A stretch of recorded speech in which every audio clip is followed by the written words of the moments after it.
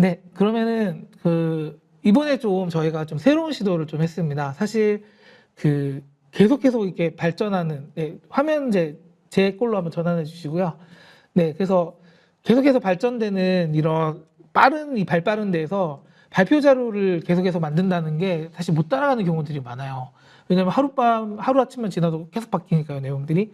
그래서 저희가 좀 많이 바꿔봤습니다. 그래서 저희가 사실 항상 좀 모대 특강만의 좀 특징이 이런 사전 질문들을 많이 받는다는 거거든요.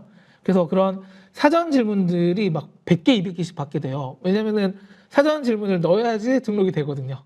그렇게 받았던 것들을 그동안 어떻게 분류하고 어떻게 내용을 할까 해서 했었는데, 오늘도 사실 다 다루지는 못할 건데, 그래도 이제 이런 것들을 약간 커뮤니티화해서 이거를 이제 남겨놓을 겁니다. 그래서 남겨놔서 같이 보고 같이 얘기하는 시간을 가져보면 어떨까 해서 지금 얘기를 했습니다. 제가 지금 링크를 드리고 있는데 링크를 안 드렸군요. 네, 잠시만. 네, 일단 진행을 하도록 하겠습니다. 네, 그래서 이 질문들이 이제 한 177개 정도가 올라왔습니다. 그래서 그 177개 올라온 이 질문들을 이제 같이 보고 얘기를 한번 해볼 건데요. 먼저 이 페이지는 사실 제가 이제 그저께 만들어서 아직은 베타입니다. 지금 버그가 좀 있을 수 있어서, 그래서 아직 정식으로 이제 주소는 하진 않았지만 저희 같이 보고 계신 분들 세션 소개란에 링크가 하나 있습니다. 질문들 보기 베타. 이걸로 이제 같이 보실 수는 있거든요. 그래서 이제 필요하시면 나중에 이제 같이 한번 보시면 될 것 같고요. 특징은 이렇습니다. 지금 보시면, 네, 첫 번째 질문, 이제 개인 창업자에게 꼭 필요한 AI 활용법. 근데 이제 이분은 영상이나 디자인은 좀 제외해 달래요. 그렇게 했을 때 이제 저희가 지금까지 이렇게 답변을 했잖아요. 근데 이제 제미나이와 이 챗GPT가 답변을 합니다. 네, 이렇게 지금 답변을 준비를 했고요. 그래서 이제 하나씩 먼저 보고 그 다음에 이제 그거에 대해서 우리가 거드는 그런 시간을 한번 가져보도록 하겠습니다. 일단 제미나이와 챗GPT가 있고요. 여기 이제 어느 게 좋은지를 좋아요도 누를 수 있게 만들어놨어요. 동작할지 안 할지 잘 모르겠는데. 네, 동작을 안 하는 것 같아요. 아직 베타라 가지고 아마 동작을 하네요. 예, 네, 모양을 만들어놨고요. 일단 조금만 키워볼게요. 예. 일단 제미나이는 슈퍼 제너럴리스트가 되어야 된다고 합니다. 그래서 루틴, 시장 조사 분석을 제미나이가 자기 플랫폼 안 했어요. 퍼플렉시티로 분석을 하래요. 그 다음에 계획선 클로드를 쓰고, 그 다음에 이제 미팅 목치 및 회의로 자동 클로버 노트라고, 그 다음에 엑셀 소식 데이터 분석 챗GPT를 아주 겸손한 제미나이네요. 그리고 이 제미나이 3.0 프로 띵킹 모델을 씁니다. 그렇게 했고요. 그 다음에 챗GPT 같은 경우는 GPT 5.2 이제 지난주에 출시가 됐죠. 마찬가지로 띵킹 모델을 썼고요. GPT는 좀 더 프롬프팅에 좀 더 이제 집중을 한 것 같아요. 그래서 이제 템플릿 5개만 먼저 만들어 놓고 매일 지상화할 수 있는, 그 다음에 반복 업무 자동화할 수 있는 템플릿을 만들어서 지메일이나 이제 구글 뭐 이런 데다 쓰고, 그 다음에 이제 리스크를 줄이기 위해서 AI로 1차를 점검하라고 내가 한번 확인을 해라. 그 다음에 이제 나만의 지식 검색이나 FAQ 이런 것들을 내 자료에 Q&A를 돌려서 하라고 했는데, 보셨을 때 어느 게 조금 더 와닿으셨나요? 일단은 뭐 서로 장단점이 있는 것 같아요. 그래서 어떤 새로운 사업을 발굴하고 그걸로 기회를 만드는 거는 제미나이 쪽이 잘하는 것 같고요. 어떤 루틴한 작업들을 자동화시키고 일손을 좀 더 줄이는 작업은 챗GPT 쪽이 제안한 내용이 더 맞는 것 같습니다. 네, 뭐 이런 식으로 진행을 할 겁니다. 네, 그러면은 또 바로 넘어가서요. 네, 이런 식으로 진행하다가 우리도 없어지는 거 아닌가? 네, 최적의 AI 활용을 위한 최소한의 인프라적인 구축 사항은 뭔가? 라고 이제 물어봤는데, 말이 좀 어려워요. 이거 말을 한번 풀어주시겠어요? 네. AI를 사용하기 위해서 최소한으로 필요한 자원이 뭐가 있냐, 뭐 서버가 필요하냐, 노트북이 필요하냐, 이런 얘기 같은데요. 그럼 한번 볼까요? 네, 일단은 제미나입니다. 이거네요. 챗GPT나 이런 거 쓸 때 환경 어떻게 구축하면 되냐? 그렇죠. 그러면은 GPU 사야 되냐? 뭐 이런 얘기인데, 듀얼 모드 사래요. 그럼요. 그리고 브라우저 익스텐션을 깔으래요. 예. 그래서 자기 거 이제 크롬 익스텐션을 얘기를 하고, 그 다음에 이제 MS 엣지 얘기하네요. 그 다음에 이제 구글 덕스가 노션 같은 문서 도구. 그 다음에 이 전체 3만 원만 투자하라고 합니다. 아주 현실적으로 되게 조언이 되는 조언을 해주고요. GPT는 뭐라고 했나 봅시다. 얘도 마찬가지네요. 얘는 근데 아까 뭐 듀얼 모니터 이런 게 아니라 프로그램적으로 얘는 메이크 제피어에 꽂혀 있는 것 같아요. 이것도 메이크 제피어라고 구글 폼이랑 이렇게 얘기를 하고 있네요. 요거는 제미나이가 좀 더 괜찮은 답변을 해줬던 것 같습니다. 네, 그렇게 하고 네. 이건 좀 무서운데요. AI 시대에 살아야 할 직업과 유망 직업이 뭔가. 그래서 AI가 인간의 능력을 추월하는 시점이 일자리가 많이 줄어들 것 같은데 어느 직업을 택해야 되나요? 하는데 사실 지금도 마찬가지입니다. 이 Q&A를 일단은 얘한테 완전 맡기고 있잖아요. 네, 말이 줄어들었어요, 이제. 사실 저희도 막 그동안에 막 답변할 때 막 검색을 못 해보잖아요. 그래서 질문 찬스를 못 쓰고 해가지고 이거 어떻게 해야 되나 이렇게 했었는데 이제는 좀 여기 질문하기 앞에 요거 질문 보기 누르시면 됩니다. 네. 그래서 한번 보겠습니다. 네, 제미나이는 직업의 종류를 바꾸는 것보다 이제 AI를 다루는 사령관, 커맨더로서의 포지션, 요즘 오케스트레이션이라는 얘기를 좀 많이 하잖아요. 그래서 작업자에서 검수자로 모드를 변경하고 노코드 툴로 이제 나만의 도구를 좀 제작해라. 그 다음에 이제 프롬프팅 능력을 좀 강화해라. 이런 얘기를 한 것 같고요. GPT는 좀 현실적이네요. 현장 대면 책임이 가능한가? 뭐 조율이 가능한가? 규제 감사 안전의 책임이 큰가? 그러면은 3개 중 2개 이상이면 이제 AI 대체가 느리다. 좀 현실적인 체크리스트 같은 것들을 만들어줬던 것 같아요. 그 다음에 마찬가지로 AI를 쓰는 사람이 이제 직무로 이동되는 얘기를 한 것 같고요. 얘는 자꾸 노코드, 이 노코드가 되게 중요하다는 게 꽂혀 있는 것 같아요. 그 다음에 이제 3개월의 액션 플랜들을 한번 짜서 한번 실질적으로 이렇게 해서 해보라 하는데, 근데 전반적으로 전 제미나이가 좀 더 현실적이지 않나라는 생각이 좀 드네요. 뭔가 저희가 프롬프트의 어떤 성향일 수도 있는데 제가 이제 당장 실행 가능한 것들을 좀 넣으라는 프롬프트를 짰거든요. 그래서 잠시만 여기 보시면은 여기 카피4 LLM이라고 있습니다. 그래서 이 카피4 LLM을 하면은 프롬프트 복사가 되거든요. 그래서 요거를 복사해서 던지시면은 그걸 볼 수가 있어요. 그래서 그런 걸로 이제 한번 보시면 될 것 같고요. 그러면은 이 토글이 이거 키면은 원래 껐다 켜졌다 이렇게 되는데 이게 같이 움직이네요. 이제 5.1 대 3.0 프로의 강점 비율이라고 했는데 사실은 저희가 등록을 받는 시점에서는 5.1이었죠. 근데 이제 5.2가 나오긴 했는데 그래도 이제 5.1 기준과 3.0으로 한번 비교를 해봤습니다.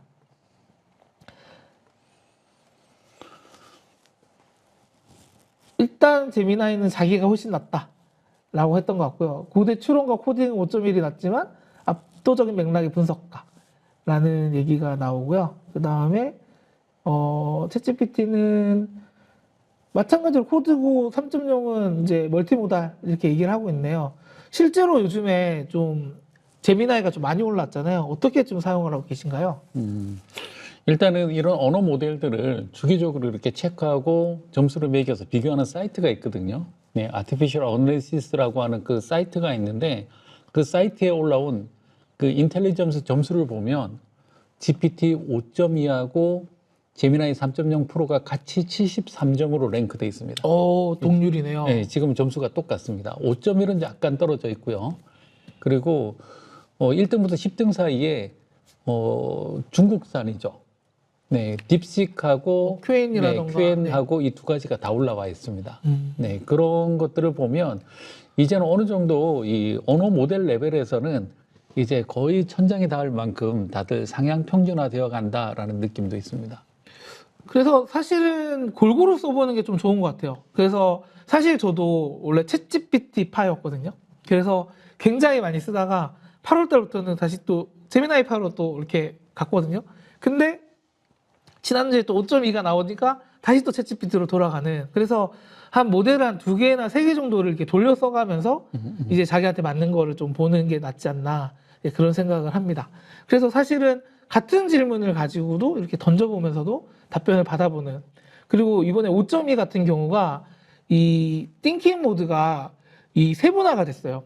그래서 좀 그 프로 모델 쓰면은 한 4단계로 이렇게 좀 조율이 가능하더라고요. 그래서 좀 세심한 이제 컨트롤이 가능합니다. 그래서 사실은 챗GPT 같은 경우에는 좀 빡센 게 모드가 너무 많아요. 이 모델도 너무 많고. 근데 제미나이 같은 경우는 딱 2개밖에 없거든요. 그냥 플래시 모드랑 프로 모드랑. 그냥 그래서 프로도 굉장히 또 빠르게 나와요. 그렇기 때문에 별 고민하지 않고 쓸 수 있는 게 좀 제미나이의 강점이고, 그 챗GPT 같은 경우에는 세심하게 이제 드라이빙해서, 그 다음에 이번에 나온 5.2 모델이 API가 엄청나게 비쌉니다. 이게 아웃풋이 아마 25,000원인가 뭐 이 정도 되는 것 같아요. 100만 토큰 기준으로. 그래서 굉장히 비싼 모델이고, 사실 저희 그래서 이 고민을 좀 했습니다. 이거를요, 제가 요 답변을 내는 게 자동으로도 만들 수 있었거든요. 근데 177개의 질문을 시뮬레이션 해보니까 한 40만 원 돈이 나오겠더라고요. 그래서 이제 저희 직원들이 열심히 프롬프트 긁어다가 예, 이렇게 넣었습니다. 네, 그러면은 다음 질문 한번 가보도록 하겠습니다. 아, 예, 이거 항상 얘기가 나오는 거죠. 문과생에게 유리한 전공 및 준비 분야가 뭔가? 아, 이거는 바로 한번 볼까요? 뭐라고 얘기하고 있는지. 예, 제미나이는 기획력과 문제 정의 능력이 훨씬 중요해졌대요. 그래서 근데 이제 이 문과생에게 커서로 시작하라고 하네요. 네, 여기 처음 보시는 분들은 모르실 수 있지만 커서라는 거는 코딩 에이전트입니다. 그 VS 코드 같은 이제 개발 아이디 툴이죠. 개발 툴이 있는데 그 개발 툴을 이제 좀 자동으로 이제 코딩을 좀 노코드까지 바이브 코딩이죠. 바이브 코딩을 해주게 하는 툴이 커서인데요. 커서로 VJ로 나만의 앱을 배포하는 것까지 하랍니다. 이거는 인공지능이 AI가 인간에게 시험을 주는 거 아닐까요? 이제 너가 쓰려면 이 정도는 통과해야 된다. 휴먼 뭐 약간 이런 느낌? 그 다음에 만약 이게 부담스러우면은 노코드 툴. 그래서 노코드 툴에 대한 얘기가 계속 나오고 있어요. 사실 이 노코드 툴이 요즘에 굉장히 많아지고 있잖아요. 이게 구글의 오팔도 이 노코드 툴 개통인 걸 알고 있거든요. 그래서 구글에서도 이제 구글이 좀 전방위로 좀 만들고 있는 것 같습니다. 그 안티그래비티. 뭐 요즘에 안티그래비티 좀 써보셨지 않나요? 뭐 어떠신가요? 일단은 안티그래피티가 조금 느리긴 하지만 만들어내는 결과만 놓고 보면 굉장히 만족스러운 결과가 나옵니다. 그래서 저도 거기다가 안티그래비티가 이제 커서 같은 이제 코딩 에이전트 툴이거든요. 근데 안티그래비티가 좀 좋은 점은 프리뷰이기 때문에 지금은 뭐 사용량이 좀 제한적이지만 무료입니다. 그래서 만약에 이제 커서라던가 뭐 클로드 코드라던가 뭐 갖가지 이런 코딩 에이전트들이 많잖아요. 근데 비싸요. 그래서 걔네들보다 좀 부담스럽다 하시면은 뭐 안티그래피티로 먼저 시작해 보는 것도 예, 좋긴 하지만 좀 문과생이 진학하기는 좀 어렵지 않을까. 지난주에 일론 머스크가 했던 인터뷰가 올라온 게 하나 있거든요. 거기에 보면 뭐라고 했냐면 일론 머스크가 이런 얘기를 했어요. 뭐든지 디지털화 할 수 있는 건 다 AI가 앞으로 더 잘할 것이다. 무서운 말이네요. 그러면서 이제 똑같은 질문을 하죠. 옆에 있는 사람이. 그럼 어떤 직업을 가져야 되나요? 라고 했더니 디지털화 할 수 없는 직업. 배관공은 괜찮은 것 같아. 이런 얘기를 했습니다. 블루 컬러가 이제는 다시 뜨는 시대가. 배관공 아니면 농사를 지어라. 이런 얘기를 해서 야, 뭐야, 배관공이나 해라는 거야? 이런 생각이 들기도 했지만 어떻게 보면 가장 현실적인 대답일 것 같기도 합니다. 젠슨왕도 그 얘기를 했던 것 같아요. 그 젠슨왕도 그 앞으로 뭐 이런 유니콘 기업은 이제 그 피지컬에서 나올 거다. 예, 그런 이제 육체 노동자에서 나올 거다. 뭐 이런 얘기를 했던 것 같습니다. 네, 그러면은 GPT는 뭐라고 했는지 한번 볼까요? 도메인 AI 활용이 좋아. 이거 도메인 되게 중요한 얘기잖아요. 이런, 본인이 오래 버틸 산업을 한 개를 고르고 그 산업에 이제 문서 데이터 규제를 파고들어. 현실적인 좀 대안인 것 같아요. 그래서 툴보다 업무 맥락이라는 굉장히 좀 현실적인 조언을 해준 것 같아요. 그 다음에 이제 데이터 리터러시. 리터러시라는 말도 요즘에 많이, 근데 이거는 리터러시라는 말이 좀 어색할 수 있는데 굳이 한국어로 번역을 하자면은 뭐가 될까요? 이게 문법 정도가 될까요? 아니면은 뭐 문법이라는 얘기를 아니면은 뭐 통용되는 약간 그런 형태로 좀 많이 쓰는 것 같습니다. 그리고 이제 노코드 트랙. 얘는 이제 계속 노코드라는 단어에 꽂혀가지고 계속 노코드가 나오고 있습니다. 그 다음에 이제 기획 명령을 이제 산출물로 증명을 해야 되는 이런 템플릿을 AI로 만드는 이제 진로 쪽을 강력하게 권한다고 하네요. 그래서 제미나이는 커서를 쓰라고 했는데 그거보다는 GPT가 좀 현실적인 대안을 줬던 것 같습니다. 네, 리터러시 어떻게 볼 수 있을까요? 네, 보통은 이제 리터러시 하면 어떤 정보를 이해하고 활용할 수 있는 능력, 이런 것들을 전반적으로 리터러시라고 얘기를 하니까, AI가 있으면 어떤 도메인에 대한 지식을 가지고 그쪽 영역에서 AI를 잘 활용할 수 있는 능력을 갖춰라라는 얘기를 저렇게 하는데, 결과론적으로 본다면, 네, 신입사원은 필요 없어지는 거죠. 네, 경력자들이 이제 자기의 감각, 그리고 감각을 가지고 AI와 함께 일을 할 수 있다. 이렇게 얘기를 한다라고 보여지네요.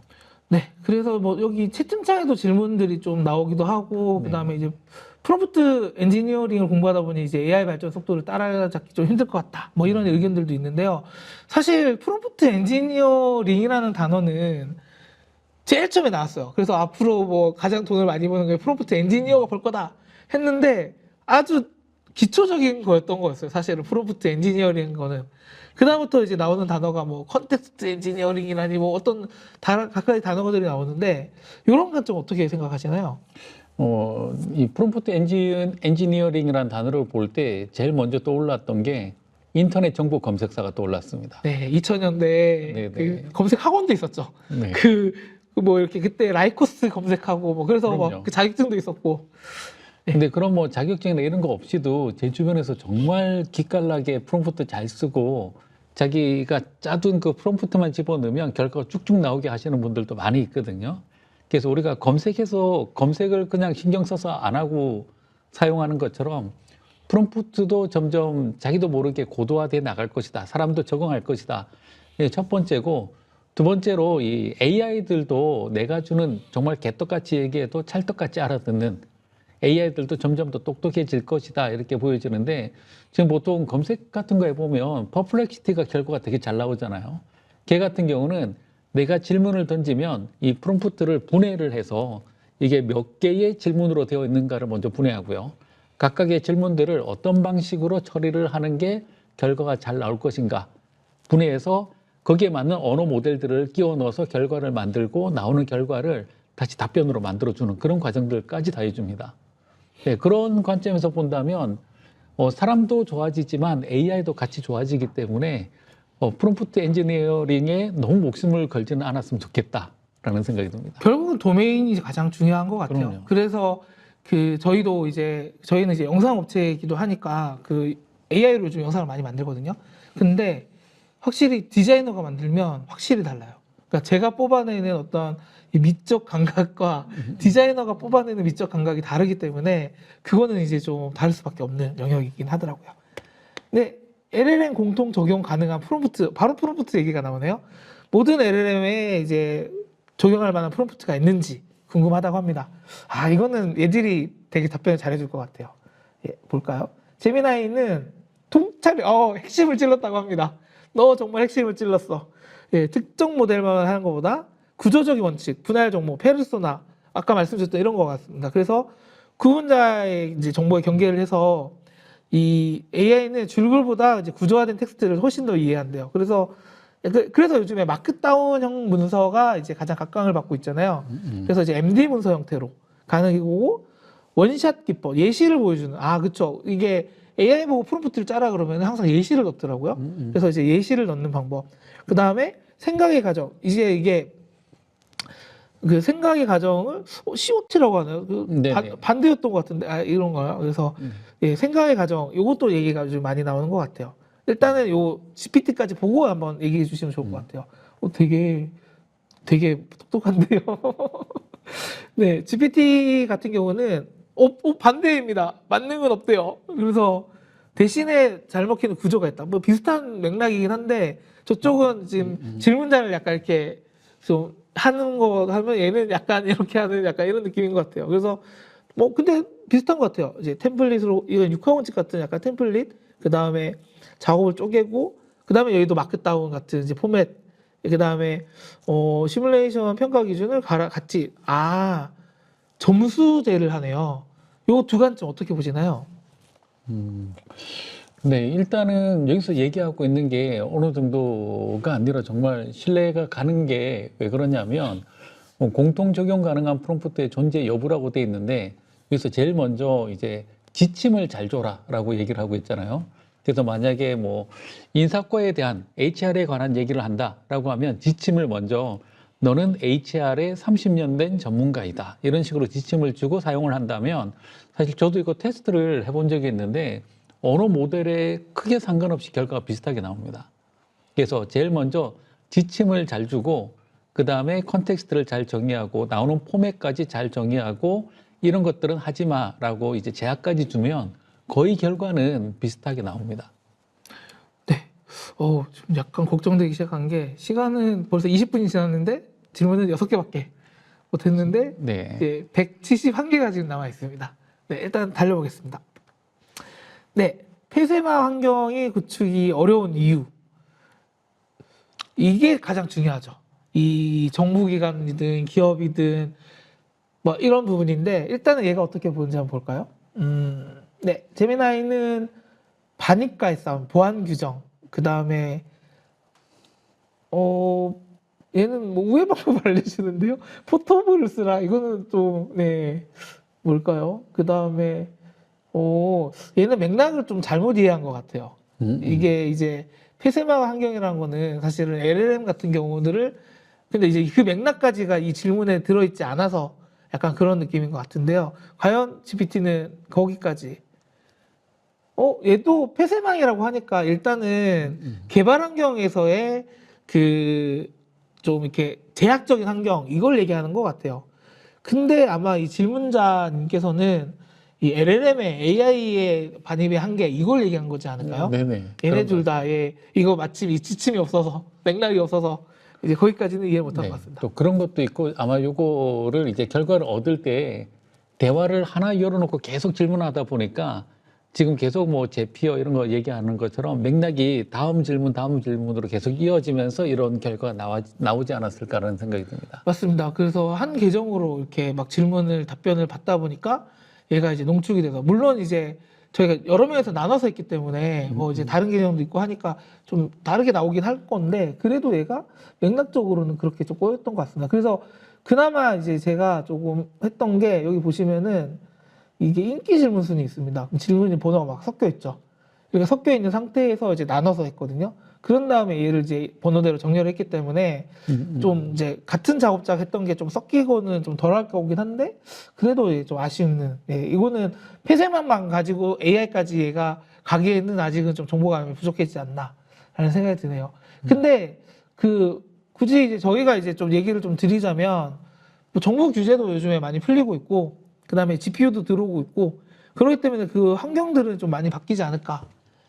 네, 그럼에도 불구하고 절대적으로 폐쇄망에서 벗어날 수 없는 환경들도 있잖아요. 네. 뭐 특정 연구기관들이라든지 아니면 국방부 뭐 이런 쪽에 그리고 또 금융기관 이런 데들은 계속 폐쇄망으로 유지를 해야 되는데 요즘에 그 오픈소스 모델들도 꽤 성능이 좋은 것들이 있습니다. 그리고 또 챗GPT가 오픈소스로 내놓은 GPT OSS 같은 경우에 120빌리언이 물론 좋긴 하지만 20빌리언짜리만 해도 기본적인 대답은 할 수가 있습니다. 그래서 그런 것들을 잘 활용한다면 내부망에서도 아쉽지만 그래도 쓸 수 있는 방법들은 계속 발전하고 있는 것 같습니다. 네, 그러면 저희 플랫폼에도 질문이 꽤 많이 들어왔어요. 네. 그래서 요거는 저희가 이제 빠르게 가볍게 질문 드릴 것 같은데 자율주행 자동차나 AI 의료 진단기기가 실수했을 때 그 책임은 누구에게 있는지. 네, 요거는 굉장히 쉬운 질문입니다. 네, 그게 잘못했으면 자동차 메이커의 실수가 됩니다. 완전 자율이 되면요. 네네. 그래서 AI의 원칙 중에 하나가 책임 있는 AI의 원칙이 있거든요. 그래서 AI가 잘못했을 때 그 책임 소재는 누구인가라고 봤을 때 자율주행 같은 경우는 자율주행 AI를 제공하는 업체에서 책임을 지는 게 맞다. 이게 이제 일반적인 견해고요. 그런 관점에서 본다면 자율주행으로 갈 때, 완전한 자율주행이 되었을 때, 그때는 운전할 때 사람이 술을 마셔도 되지 않을까라는 해석도 있습니다. 그럼 AI를 단순한 도구가 아니라 협업한 존재로 본다면 우리는 AI에게 무엇을 맡기고 무엇은 끝까지 인간이 책임져야 되는지, 그 경계는 누가 어떤 기준으로 정해야 되는지, 이것도 비슷한 맥락인 것 같은데요. 네네. 그래서 가장 맨 마지막까지 놓지 않아야 될 건 책임과 결정은 사람이 해야 됩니다. 그래서 그 의사 결정에 따라서 책임을 져야 되는 거죠. 그래서 이것도 약간 밀리터리 사례이긴 한데, 미국에서 드론 같은 거 날릴 때 항상 맨 마지막에 폭격하는 단계에서는 사람이 버튼 누르는. 네, 버튼 누르고, 그리고 또 버튼을 누르기 위해서는 반드시 승인을 따서 버튼을 누르는 그런 단계가 들어가는 것처럼, 네, 의사결정과 책임은 사람이 마지막까지 져야 됩니다. 아까 왔던 질문과 거의 비슷한 맥락인데요. AI가 빠르게 발전하는데 인간이 할 수 있는 사고와 능력, 그 다음에 아니면 사라질 건지, 앞으로 능력이 필요할 건지, 어떻게 보시나요? 네, 그래도 사람이 필요하지 않을까요? 네, 필요하긴 한데 점점 필요한 사람의 숫자가 현격하게 줄어드는 건 사실인 것 같습니다.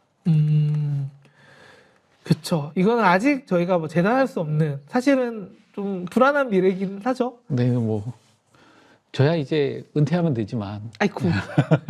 네, 다음에 인간의 창의성이 고유의 영역인지 아니면 AI 협업에서 재정의가 될 수 있는지, 이것도 아까 좀 나왔던 얘기가 맥락이 같은 것 같습니다. 이 도메인이 만나면 생각지도 못했던 것들, 그 다음에 더 우리가 도달하지 못했던 영역들까지는 일단 찍고 내려오지 않을까요? 근데 창의성이라는 걸 다시 한번 천천히 바라보면 하늘나라에 처음 나온 건 없다라고 하잖아요. 그런 입장에서 본다면 AI가 기존의 걸 잘 오마주하고 새로 재해석하는 그런 것들도 창의성이라고 볼 수 있거든요. 그래서 진짜 창의성 있는 무언가를 빼고는 AI가 더 잘할 거다라는 생각이 듭니다. 결국 AI가 더 잘한다고요? 네, 일반적인 건 AI가 잘하고 정말로 미친 듯한 그런 새로운 창의력, 그런 것들은 사람만이 할 수 있겠지만 일반적인 수준의 창의력들은 AI가 더 잘할 것이다라는 생각이 듭니다. 네. 지금 제가 답변을 사실은 지금 하면서 치다 보니까 말이 좀 짧거나 좀 성의가 없을 수도 있지만 이게 끝나고 제가 좀 제대로 된 답변을 달아드리도록 하겠습니다. 네. AI가 인간처럼 말하고 판단할수록 우리는 점점 더 AI를 믿게 되는데, 이 판단, 잘못된 책임, AI가 인간, 이건 아까 말씀드렸듯이 제조사, 그 다음에 뭐 판단을 내릴 인간. 그러면 AI는 책임이 없는 건가요? AI가 사람의 판단에 도움이 되는 정보를 주잖아요. 잘못된 정보를 줬다면 이건 AI의 문제죠. 근데 그걸 만든 업체가 잘못인 거네요, 결국에는. 그렇죠. 네. 그래서 보통 이제 또 AI의 원칙 중에 신뢰성과 안정성의 원칙이라는 게 있거든요. 그래서 정말로 신뢰할 만한 거, 그리고 또 이 동작이 믿을 만하게 동작되는 거, 이렇게 두 가지를 담보해야 되는 원칙이 있습니다. 네, 알겠습니다. 그 다음에 AI 기술 속도가 합의가 따라가고 있을지 간극, 개인, 정부기관, 개임 중 누가 맡아야 될까라는 얘기를 했어요. 물론 이게 못 따라가잖아요, 지금 제도와 법이. 그렇죠. 어떻게 봐야 될까요? 그런데 이제 두 가지 이슈가 있었는데, 첫 번째는 뭐냐면 AI 발전 속도가 너무 빠르니까 우리 좀 천천히 가자, 이런 얘기를 했던 업체들도 있었고 사람들도 있었거든요. 쑥 들어갔습니다. 왜냐면 다른 나라, 중국, 러시아 한번 따라오잖아요. 그렇죠. 내가 안 해도 누군가가 할 거니까. 네. 네, 그런 이슈가 첫 번째로 있습니다. 그리고 두 번째로 이 간격을 메우는 역할은 정부, 기업, 개인 중 누가 맡아야 될까요? 아직 답이 없는 것 같아요. 네, 아직까지 AI의 가까운 미래조차도 아직 안 가본 길이잖아요. 요거는 조금 더 시간이 지나서 사회적인 합의가 좀 더 필요할 것 같습니다. 그러면 AI가 중립처럼 보이지만 사실은 중립이 아닌 것 같다. 이 편향을 얼마나 인식하고 가면서 이해해야 되나.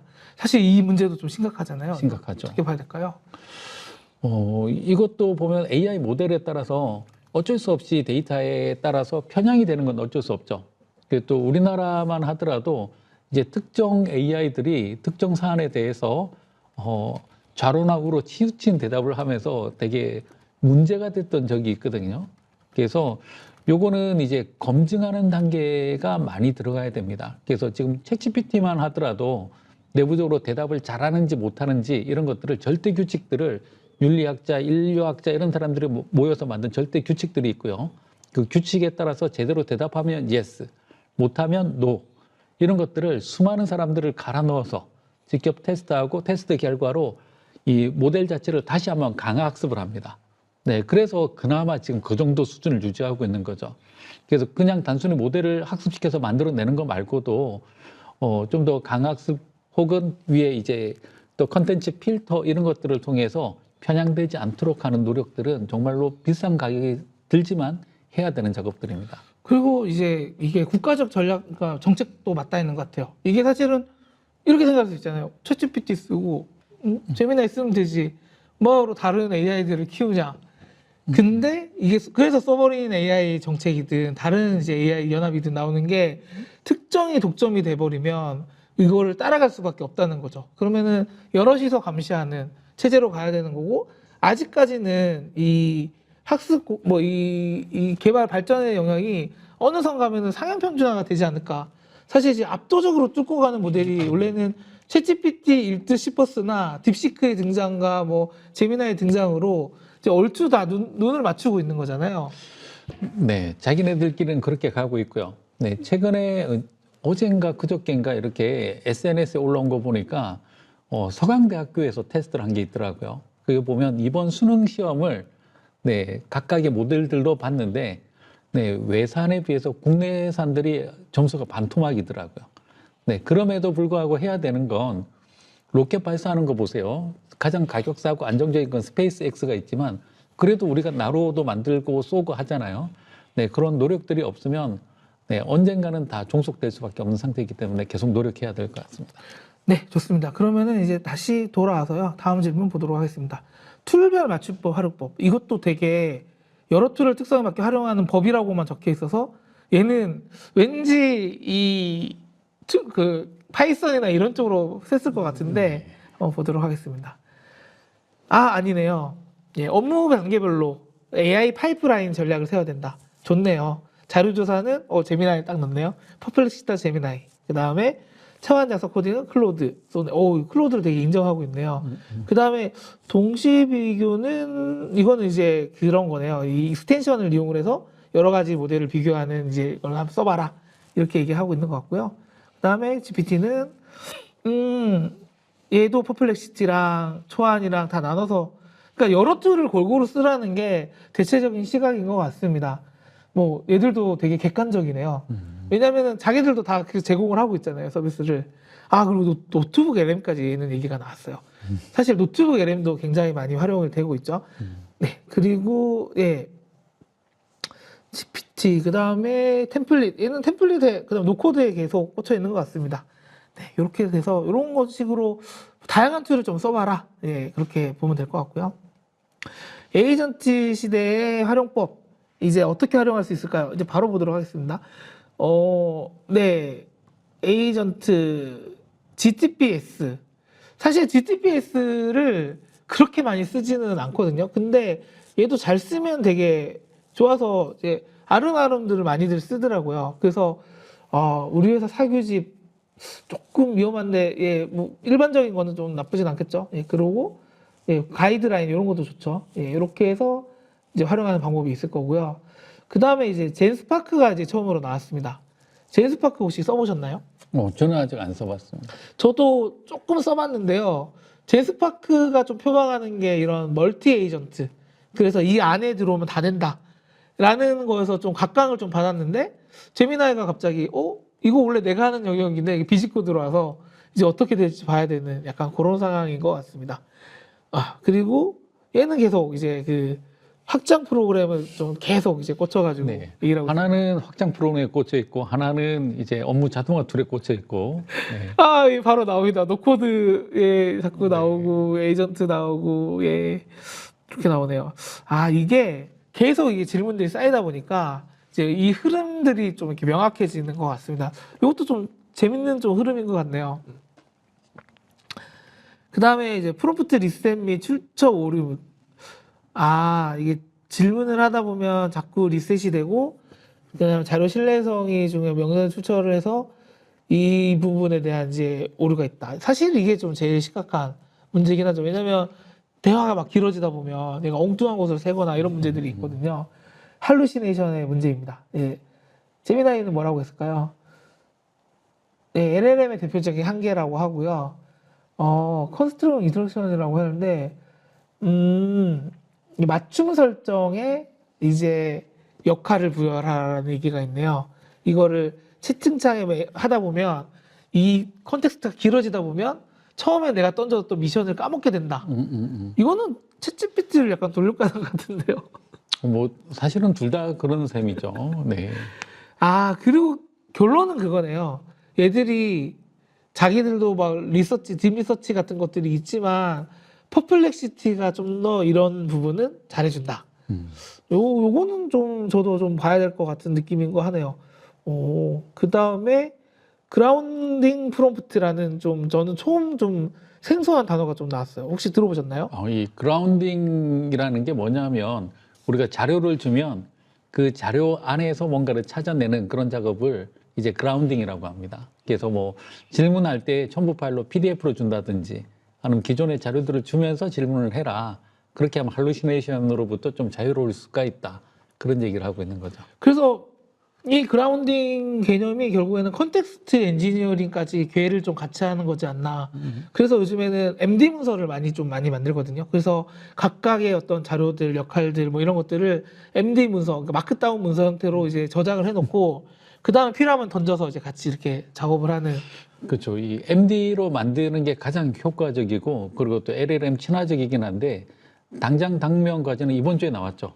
네, 아래 한글 파일 어떻게 할 것인가. 그거에 대한 약간의 네. 팁은 그 국무회의 분들도 잘 모르시는 것 같던데 제미나이가 한글을 읽습니다. 근데 제미나이가 홍보를 안 해요. 그래서 저는 합리적인 추론은 그 아래 한글의 API는 공식적으로는 제공을 하지 않고 있고요.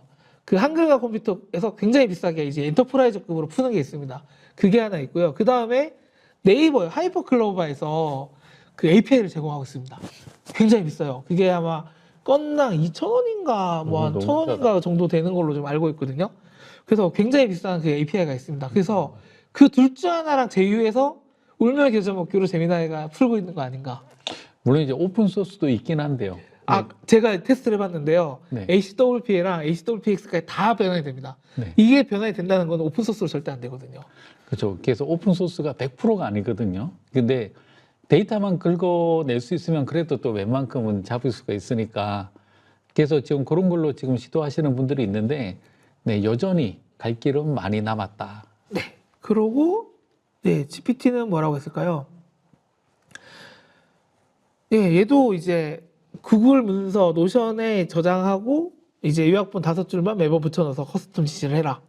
그 다음에 클릭 가능한 1차 소스만 규칙해서 딱 자기가 클릭해서 다 확인해봐라. 좋은 말인 것 같아요. 그 다음에 이 서지 정보 남기기 이건 뭔가요?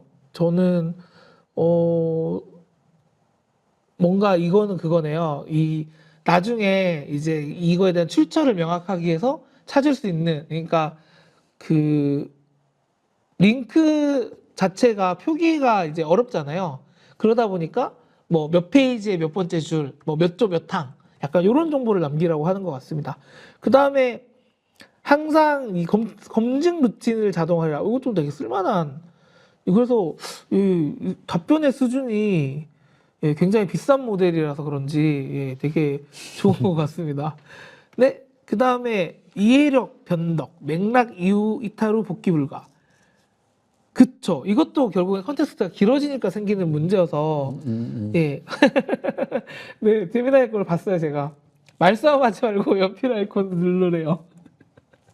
제가 그러거든요. 하다가 짜증을 많이 내거든요. 혹시 AI 쓰다가 좀 짜증 내신 적 있으신가요? 짜증 많이 내죠.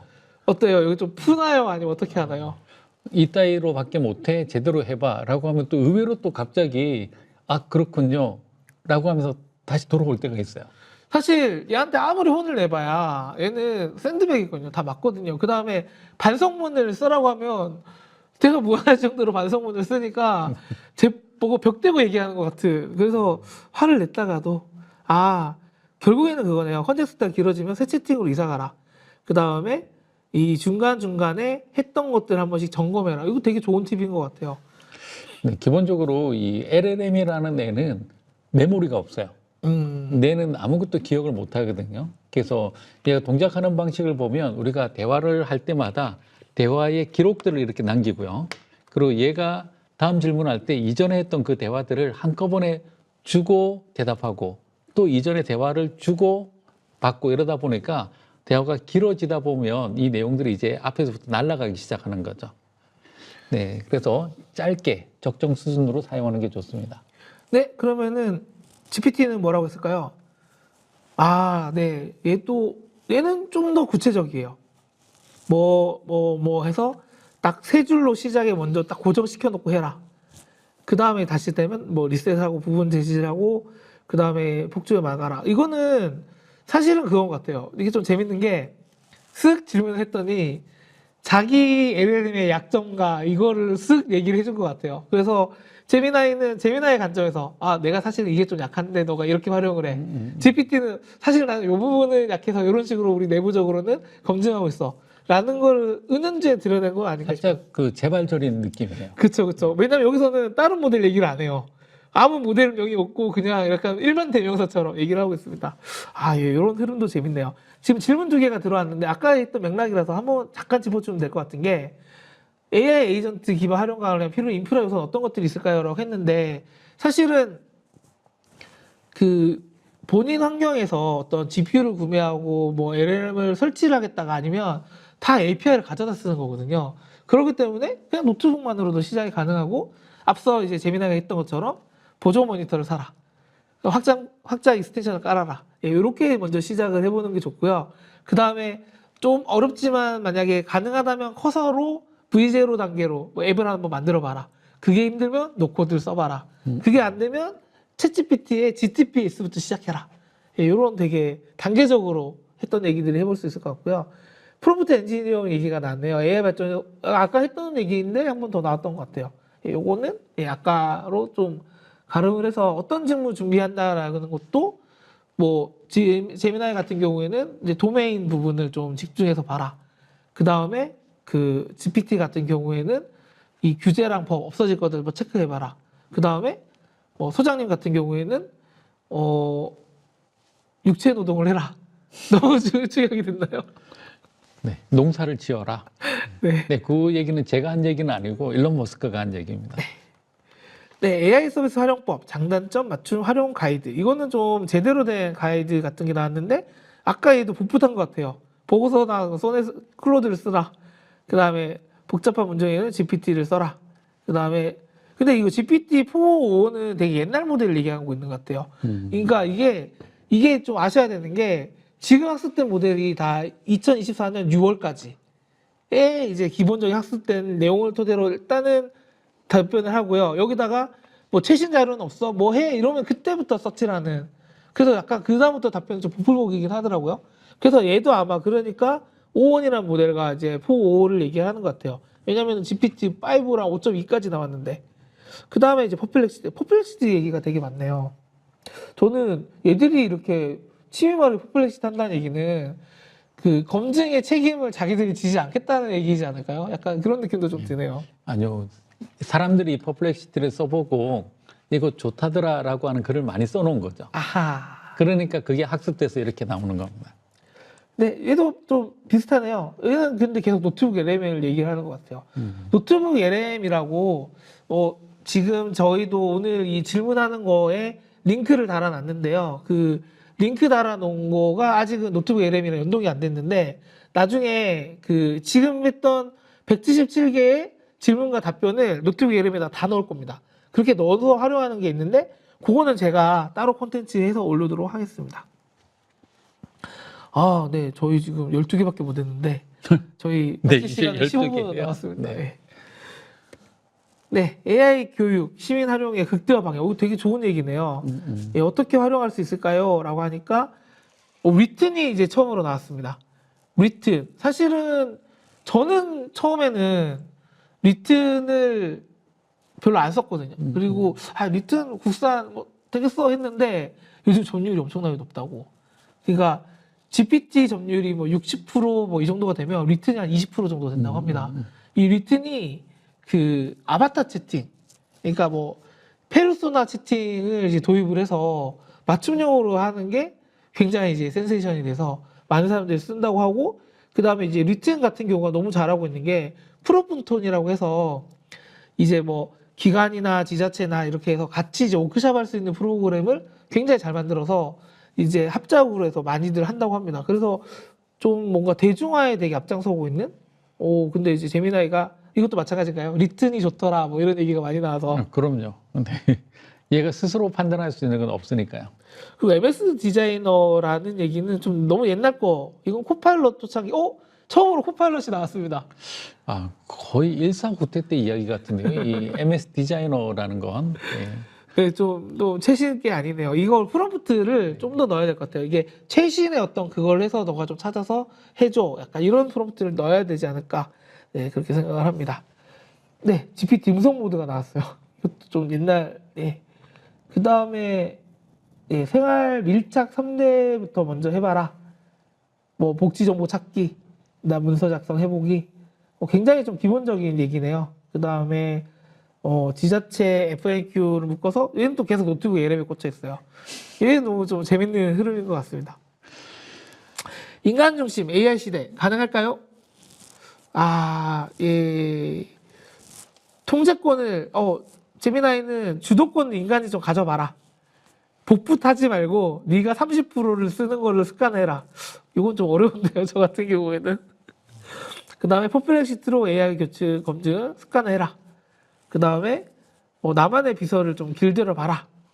네, 이거는 한번 다 하고 한번 생각 한번 얘기해 주시면 좋을 것 같아요. 얘도 운영 규칙을 만들어서 AI 사회 5대 규칙. 그 다음에 사람이 최종 결정이 아니라 사람이 책임지는 구간을 지정해라. 이것도 좀 괜찮네요. 그러니까 어떤 판단이나 어떤 결과를 할 때 너가 다 하지 말고 일단은 요거는 우리가 책임을 질 테니까 어떤 위험성이 있는지 뭐 이런 가이드를 해달라. 이건 좋은 말인 것 같아요. 그 다음에 항상 이 투명성, 이제 링크랑 아까 얘기 서지 간태로 해라. 그 다음에 네, 그 다음에 AI가 답이 아니기 때문에 이제 뭐 항상 훈련해서 이제 권리 검증 중심으로 해라.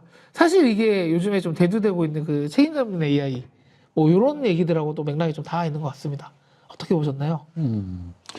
얘가 제안해 준 것 중에 이제 최종 책임만 지지 말고 중간에 사람이 어느 정도 개입했으면 좋겠다라고 하는 얘기들은 굉장히 좋은 접근인 것 같고요.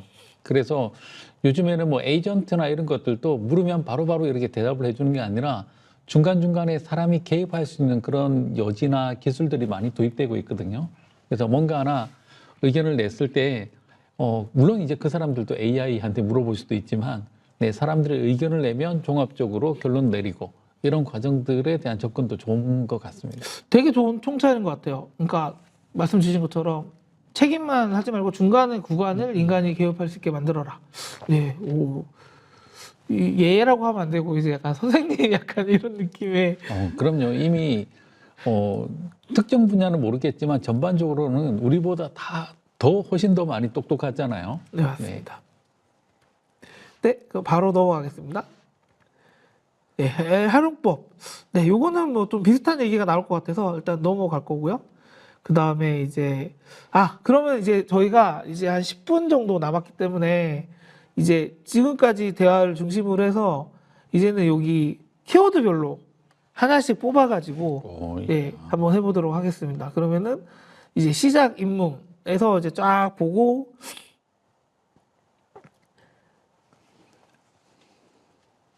네, 뭐 근데 제가 뭐 고른다고 고를 수 있을까요? 그냥 네, 요거 네. 요거 한번 볼까요? AI 활용 및 범위 규제 어디까지 허용될까? 이게 좀 어려운 것 같긴 해요. 이게 뭐 저작권도 있을 거고 책임의 소재도 있을 거고요. 네, 일단 제미나이는 저작권의 개념이 이제 AI로 만든 것들은 상업적으로는 쓸 수 있지만 독점권은 없다. 예, 요거는 아직 뭐 좀 뭐 판례랑 이런 게 좀 쌓여야 되겠지만 기본 원칙은 이제 이렇게 한번 해서 마케팅에 쓰지만 저작권은 등록하지 마라. 약관이 다르기 때문에 이제 이거는 뭐 이제 범위를 한번 찾아봐라. 그 다음에 네, 개인정보 유출을 조심해라. 그래서 익명화를 해라. 이것도 되게 중요한 거고. 그 다음에 출처를 무조건 남겨라. 네, 요것도 되게 중요한 것 같습니다. 그 다음에 가이드라인 필요하면은 키사, 이제 한국인터넷진흥원의 생성형 AI 보안 가이드라인이 있다고 합니다. 그래서 요걸 한번 보라고 하네요. 되게 현실적이고 합리적인 얘기인 것 같고요. GPT는 일단 이제 허용이랑 금지, 이거는 내가 만든 자료에 대한 얘기인 것 같아요. 그 다음에 규제 가이드, 얘도 키사를 얘기를 하고 있네요. 그 다음에 네, 그 다음에 이제 인공지능 서비스 이용자 정책 아카이브, 얘는 다 링크를 줘서 클릭 가능한 것들. 이 밑에 링크가 될 건지 안 될 건지 나중에 한번 해봐야 되겠지만, 그 다음에 이제 책임을 AI한테만 지지 말고 어느 정도 남겨놔라. 이건 어떻게 보시나요? 괜찮은 내용인 것 같은데요. 아마 이런 내용들이 네, 기존에 이제 웹사이트에 이제 뭐 저작권 협회라든지 아니면 아까 언급된 기관들이 이미 다 정리해 놓은 지침들이 있을 겁니다. 그래서 그 내용들 기반으로 해서 자기가 대답을 하는 것 같습니다. 그래서 어떻게 보시냐고요? 네. 얘들이 답변한 게 아니라 어떻게 생각하시냐고요? 왜 이제 뇌를 비우시고 왜 의탁을 하고 네, 계세요? 어느 순간 의지하게 돼 있어요. 네. 근데 이 저작권 문제에 대해서는 일단 AI가 생성한 거에 대해서는 저작권이 없다고 지금 이야기를 하고 있죠. 대신 상업적 이용도 가능하고, 그래서 여기 나온 얘기들이 다 너무나도 맞는 얘기이기 때문에 별로 덧붙일 말이 없는 것 같아요. 이 건에 대해서는. 네. 네, 저희가 한 시간이 지나니까 점점 저희의 의견과 생각이 없어지고 있는 것 같습니다. 네. 네. 그 다음에 이제 워크플로우 자동화. 이거는 좀 넘어갈게요. 네. 이거는 넘어가고, 프롬프트도 좀 넘어가고, 비용 ROI 좀 재밌을 것 같은데요. AI 수익화 자동화 성공 사례가 있냐? 과연 있을까? 냅킨이 아직도 살아있군요. 저는 냅킨 AI라고 이 PDF나 이런 문서들을 되게 이쁘게 만들어주는 툴이 있었거든요. 근데 어느 순간 좀 이 퀄리티를 못 따라오다 보니까 좀 잊고 있었어요. 근데 한번 봐야 되겠네요. 다시 좀 올라왔을 수도 있으니까. 넷킨이 이번에 서비스가 조금 더 좋아지고요.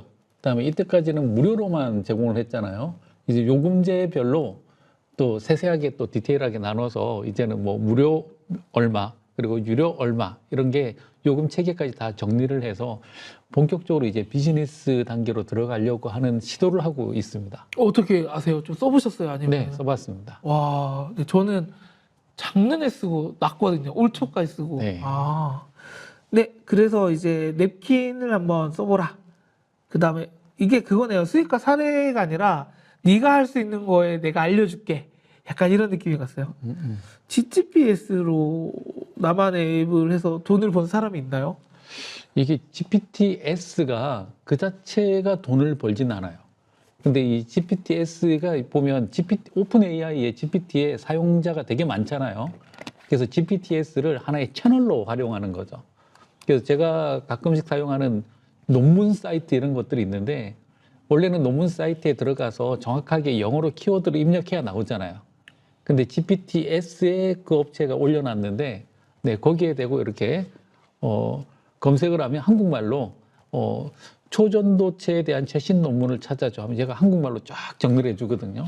그걸 클릭하면 결국은 그쪽 사이트로 연결되고 약간 그 뭐랄까 초록 정도만 보이고요. 약간의 서머리 된 것만 보여주고 제대로 읽으려면 구독을 하시오 이렇게 나오는 거죠. 이 유입 정책으로도 나쁘지 않겠네요. 네네. 네, 이런 얘기들이 있었고요. 그 다음에 GPT 같은 경우에는 저거 듀오링고도 성공적인 사례 중에 하나입니다. 듀오링고가 사실은 약간 이런 느낌이었죠. AI 시대에 얘가 되겠어? 왜냐면 그 전에 좀 강자였잖아요. 근데 AI 시대에 우리가 뭐 이거 GPT나 제미나이에서 물어보면 다 알려주는 예제들은 있는데 너가 되겠어? 했는데 얘가 지독하게 이제 너 이래도 안 할 거야? 이래도 안 할 거야? 막 이게 지독하게 이제 한다면서요. 그리고 또 저기 구독을 하게 되면 듀오링고 서비스 중에 이제 페르소나를 지정할 수가 있어요. 우와. 그래서 각각의 롤에 맞춰서 대화를 할 수 있게끔 해주는데 사실 챗GPT도 그런 걸 할 수가 있거든요.